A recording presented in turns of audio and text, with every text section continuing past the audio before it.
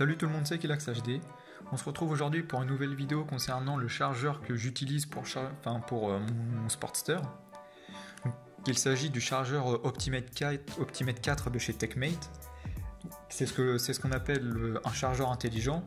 Pourquoi chargeur intelligent, vous allez me dire?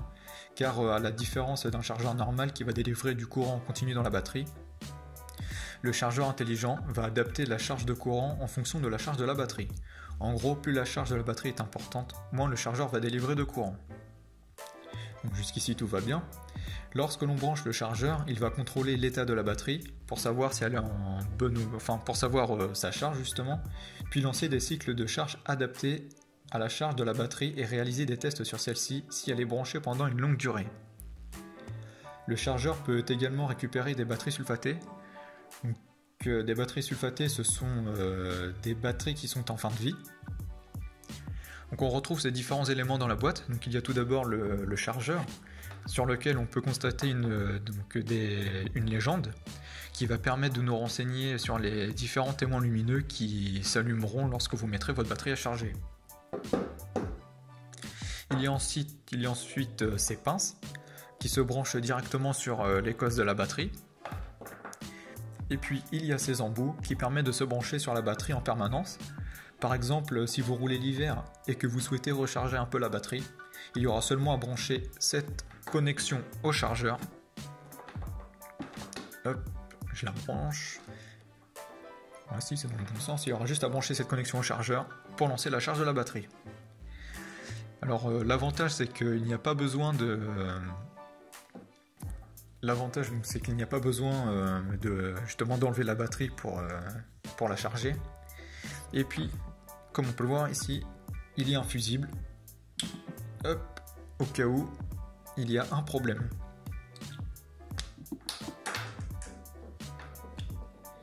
Voilà, donc pour l'instant, je n'ai pas encore eu l'occasion d'utiliser ces embouts-là, car pour l'instant, je roule très peu l'hiver, car je n'ai pas trop le temps, à vrai dire. Et j'utilise seulement les pinces normales. Alors ce chargeur dispose de deux programmes. Donc, alors il y a le programme 1 qui est le programme standard de charge normale. Toutes les fonctionnalités sont actives, y compris les modes de désulfatation standard pour les batteries dégradées, de désulfatation turbo pour les batteries en très mauvais état, et par impulsion pour préparer les batteries sulfatées à recevoir la charge. Il y a ensuite le programme 2, qui est un programme qui peut être utilisé pour les véhicules disposant d'un CAN bus. Donc le CAN bus est une connectique spécifique aux motos BMW. Il va servir uniquement à charger, tester et maintenir la charge de la batterie lorsque le véhicule n'est pas utilisé. À la différence du programme 1, les modes de désulfatation turbo standard et impulsion à haut voltage sont désactivés.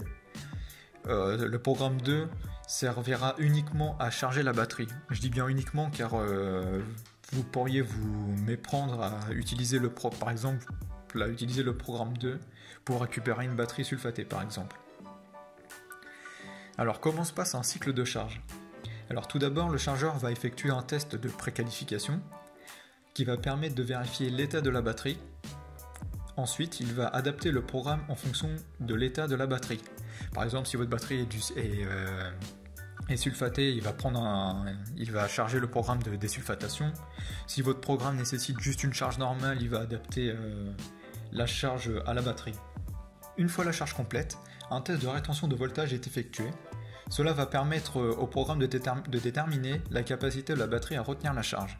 Si le test est correct, le chargeur va passer en cycle de maintien de charge, c'est-à-dire 30 minutes de charge d'entretien, donc de charge normale, et 30 minutes de repos. Alors pendant ce repos, il va bien évidemment se passer quand même quelque chose. Donc le chargeur va effectuer un test de rétention de voltage, toujours pour vérifier la capacité de votre batterie à maintenir la charge. Vous pouvez laisser votre batterie en maintien de charge pendant quelques semaines. Il faudra juste vérifier les connexions, vérifier si les connexions sont toujours à leur place. Pour les batteries sulfatées, n'oubliez pas de les inspecter. Enfin, si vous avez une batterie sulfatée, n'oubliez pas de l'inspecter. Faites une vérification visuelle à la recherche de défauts mécaniques comme un gonflement ou un boîtier craquelé, ou encore des signes de fuite d'électrolyte. Si la batterie présente des bouchons de remplissage et que les plaques des cellules sont visibles de l'extérieur, il va falloir examiner soigneusement la batterie pour tenter de déterminer si certaines cellules semblent différentes des autres. Par exemple, si vous avez de la matière blanche entre les plaques qui entrent en contact. Si vous avez le moindre doute sur votre batterie, ne la mettez pas en charge. Faites-la examiner par un professionnel. Alors, personnellement parlant, j'ai pas eu l'occasion de récupérer une batterie sulfatée.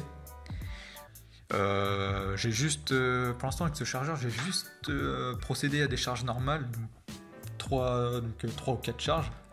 Une première parce que ma batterie était complètement vide.